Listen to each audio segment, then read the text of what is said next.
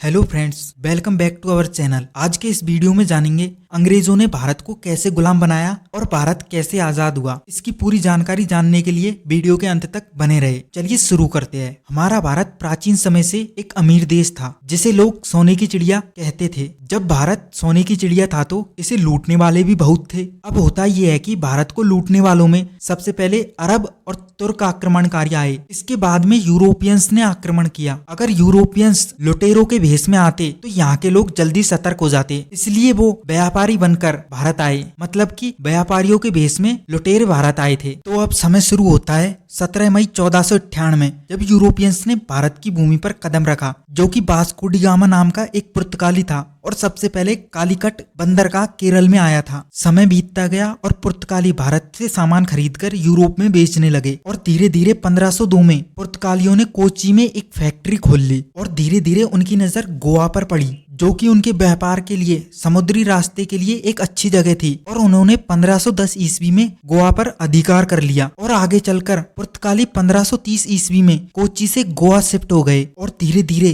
पुर्तगालियों ने 1559 ईस्वी तक दमन व दीव पर अधिकार कर लिया। अब पुर्तगालियों के कब्जे में गोवा व दमन और दीव हो गए और अब भारत से सामान ले जाकर यूरोप में बेचते थे और बहुत ज्यादा मुनाफा कमाते थे। अब ये बात ब्रिटिशर्स को पता चली तो ब्रिटिश गवर्नमेंट ने एक अंग्रेज अधिकारी भारत भेजा कि तुम जाकर देख कर आओ क्या भारत वास्तव में इतना अमीर देश है। तो रॉल्फ फिच नाम का एक अंग्रेज अधिकारी भारत आया। उस समय भारत का राजा अकबर था और वह अंग्रेज अधिकारी अकबर के दरबार में आया और वहाँ की शानो शौकत देखकर हैरान रह गया। और उस अंग्रेज अधिकारी ने वापस जाकर ब्रिटिश गवर्नमेंट को बताया भारत वास्तव में बहुत अमीर देश है। तो उस समय ब्रिटेन की महारानी एलिजाबेथ प्रथम थी, तो उन्होंने 1600 ईस्वी में ब्रिटिश ईस्ट इंडिया कंपनी कानून पास किया। मतलब एक कंपनी बनाई भारत में व्यापार करने के लिए और वो कंपनी 1609 ईस्वी में भारत आई। उस समय भारत का राजा जहांगीर था। ब्रिटिश कंपनी का एक अधिकारी विलियम हॉकिंस जहांगीर के पास व्यापार करने और फैक्ट्री खोलने की अनुमति लेने गया, लेकिन राजा जहांगीर ने उन्हें मना कर दिया और वापस ब्रिटेन भेज दिया। अब 1612 ईस्वी में ब्रिटिश गवर्नमेंट ने वापस एक अंग्रेज अधिकारी बहुत सारी गिफ्ट के साथ में जहांगीर के पास में भेजा और राजा जहांगीर ने उन्हें व्यापार करने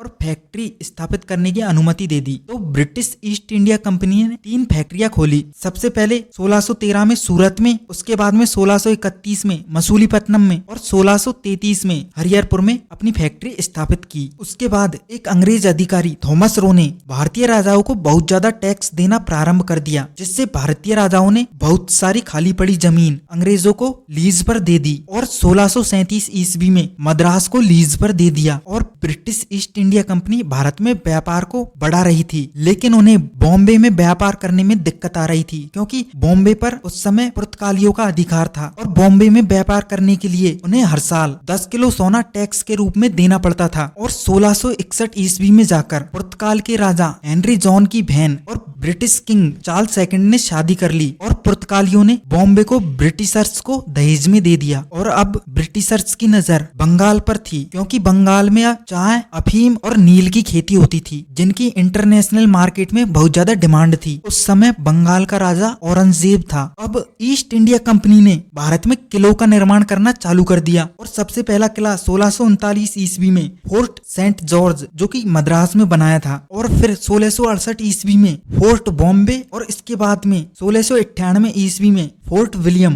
कलकत्ता में बनाया गया। और 1690 ईस्वी में बंगाल में एक फैक्ट्री की स्थापना की और ईस्ट इंडिया कंपनी ने अपने व्यापार को बहुत बढ़ा लिया। इसके बाद 1707 ईस्वी में औरंगजेब की मृत्यु हो जाती है, जिसके बाद में ईस्ट इंडिया कंपनी भारत के किसी भी राजा को टैक्स देने से मना कर देती है। उसके बाद में भारत का राजा फर्रुखसियार बना, जिसने ईस्ट इंडिया कंपनी को फ्री में व्यापार करने की अनुमति दे दी। और इसके बाद ईस्ट इंडिया कंपनी ने भारत में फूट डालो राज करो की नीति चालू कर दी और बंगाल के राजाओं में फूट डालना शुरू कर दिया, जिससे हैदराबाद अलग रियासत बन गई, बंगाल अलग रियासत बन गई और अवध ये एक अलग रियासत बन गई। और ईस्ट इंडिया कंपनी ने अपना अधिकार जमाना शुरू कर दिया। इसके बाद सन 1756 ईस्वी में बहुत सारे अंग्रेज अधिकारियों को एक कमरे में बंद कर दिया और उन बहुत सारे सैनिकों की मौत हो गई, जिससे अंग्रेज बहुत ज्यादा गुस्सा हुए और उसके बाद प्लासी का युद्ध लड़ा गया, जिसमें एक तरफ ब्रिटिश ईस्ट इंडिया कंपनी और दूसरी तरफ सिराजुद्दौला और एक अंग्रेज अधिकारी जिसने सिराजुद्दौला के सेनापति मीर जाफर को रिश्वत देकर प्लासी के युद्ध को मात्र 88 मिनट में जीत लिया। और इस युद्ध को जीतने के बाद में ब्रिटिश ईस्ट इंडिया कंपनी का दबदबा भारत पर बनने लगा और अब 1764 ईस्वी में बक्सर का युद्ध जीतने के बाद भारत पर उनका शासन प्रतिष्ठित हो गया और शुरू हो गया ईस्ट इंडिया कंपनी का शासन। यहाँ के लोगों का सर्वनाश करके वो फल फूल रहे थे। किसी की जमीन का सही उत्तराधिकारी नहीं होता तो वह ईस्ट इंडिया कंपनी की संपत्ति हो जाती। कभी कभार छोटा मोटा विरोध होता और 3-4 लोगों में ही सिमट के रह जाता था। और फिर ईस्ट इंडिया कंपनी सिपाहियों के लिए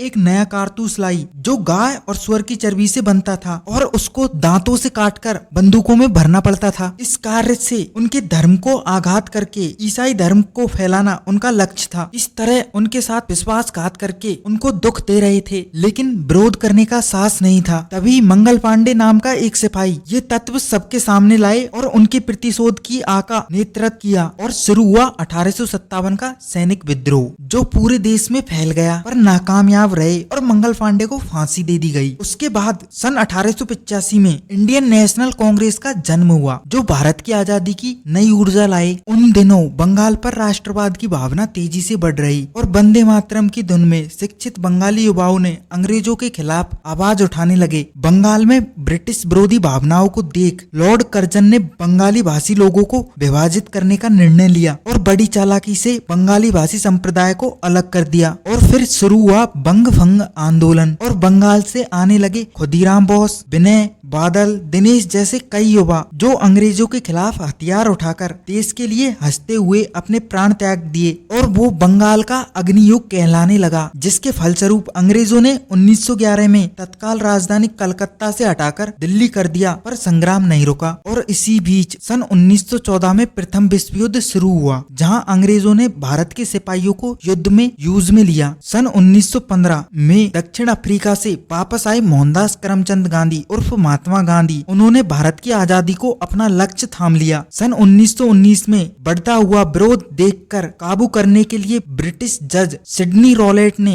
एक कानून पास किया जिसके चलते पुलिस किसी को भी बिना बोले गिरफ्तार कर सकती है और लिखने पढ़ने का भी अधिकार छीन लिया। इसके फलस्वरूप भारत में शुरू हुआ आंदोलन रॉलेट सत्याग्रह और कर्नल डायर ने पंजाब की हर एक बैठक पर प्रतिबंध लगा दिया गया। यहाँ तक कि 4 लोगों को एक साथ खड़ा होना भी अपराध था। हालांकि ये सूचना व्यापक रूप से प्रचारित नहीं हुआ था। और अब 13 अप्रैल 1919 को अमृतसर जलियांवाला बाग पर लोग इकट्ठे हुए मुख्य सिख त्योहार बैसाखी मनाने के लिए। कर्नल डायर ने उस भीड़ पर गोलियां चलाने का आदेश दे दिया। वहां के सारे दरवाजे बंद करके निर्मम हत्याकांड चला और लगभग 1500 लोग घायल हुए और 1000 लोगों की जान गई। जनरल डायर की इस क्रूरता को देख पूरा देश अचंभित हो गया। इस घटना ने हर भारतीय को आजादी के लिए लड़ने को प्रेरित किया और फिर भारतीय कांग्रेस ने असहयोग आंदोलन का फैसला लिया। लेकिन सन 1922 में उत्तेजित जनता चोरा चोरी नामक जगह के पुलिस स्टेशन पर आग लगा दिया, जिसके दौरान 23 भारतीय थानेदार और चपरासी मारे गए। इसलिए अहिंसा के पुजारी गांधी जी ने असहयोग आंदोलन को स्थगित कर दिया। पर तब तक भारत के प्रतिघात की बारी आ गई थी। सन 1925 में हिंदुस्तान रिपब्लिक एसोसिएशन के प्रतिनिधियों ने काकोरी नाम की एक जगह पर ट्रेन रोककर अंग्रेजों से पैसे लूटने का षड्यंत्र किया, जिसको हम काकोरी कांड के नाम से जानते हैं। संगठन को हथियार खरीदने के लिए पैसों की जरूरत होती है, पर उन्होंने ट्रेन पर एक भी भारतीयों को नहीं लूटा। सन 1927 में भारत की संवैधानिक सुलझाव के लिए ब्रिटिश सरकार ने जॉन साइमन के नेतृत्व में एक दल भेजा, जिसमें कोई भी भारतीय नहीं था। उनका प्रतिरोध और काले झंडे से स्वागत किया। लाहौर में ऐसे ही एक गो बैक साइमन के विद्रोह पर नेतृत्व दे रहे लाला लाजपत राय ने, जो बहुत युवाओं का प्रेरणा थे, पुलिस की लाठीचार्ज पर उनका देहांत हो गया। उनका बदला लेने के लिए भगत सिंह और राजगुरु निकल पड़े थे। उस समय भगत सिंह अंग्रेजों का बहुत बड़ा परेशानी का सबक बन चुके थे। बटुकेश्वर दत्त के साथ उन्होंने केंद्रीय विधानसभा पर बम गिराया और उनके आत्मसमर्पण के बाद उनको